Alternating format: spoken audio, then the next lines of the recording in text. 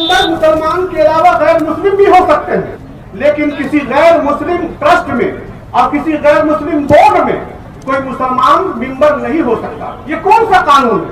ये कौन सी बराबरी है? ये कौन सा इंसाफ है?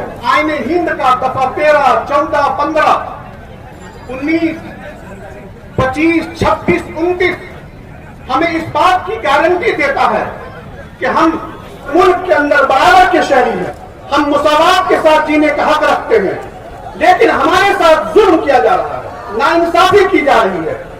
इस वक्फ एक्ट के जरिए वक्फ की जमीन पर मदारिस हैं, मसाजिद हैं, खानकाहें हैं, दरगाहें हैं, इमाम बाड़े हैं, यतीम खाने हैं, उसको छीनने की कोशिश की जा रही है।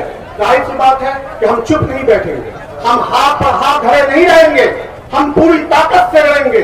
हम अपने हक को लेना जानते हैं, छीनना जानते हैं। हम न कभी रुकेंगे, न झुकेंगे और न थकेंगे। एक बात और याद रखिए कि हमारी मिल्ली तंजीमों ने, हमारे अकाबिर ने इस कानून को रुकवाने के लिए बड़ी जतन की, बड़ी कोशिशें की, लेकिन सूए किस्मत के बाद सेकुलर पार्टी जो हमारा वोट देकर बरसरे इख्तिदार आई हुई है, उन्होंने इस बिल को पास करवाया।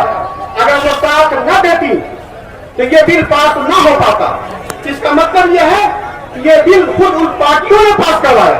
आपको दोस्त और दुश्मन को समझना होगा कि कौन दोस्त है हमारा और कौन दुश्मन है। याद रखें, मसलहत का तकाजा है खुद दारबंद, मसलहत का तकाजा है खुद दारबंद। जो तुझे छोड़ दे तू उसे छोड़ दे।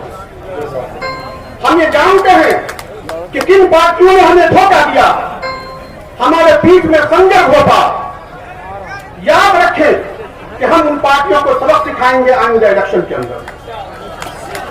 हम तमाम मसलतों से दूर रहकर हम अपने दुश्मन को पहचानेंगे, कौन मेरा दुश्मन है और कौन मेरा दोस्त है। कि अगर जरूरत पड़ी तो इससे बड़ी तादाद में हम पटना आएंगे, जरूरत पड़ी तो दिल्ली भी हाजिर होंगे, लेकिन उस वक्त तक हम पीछे नहीं हटेंगे जब तक ये कानून वापस नहीं ले लिया जाता।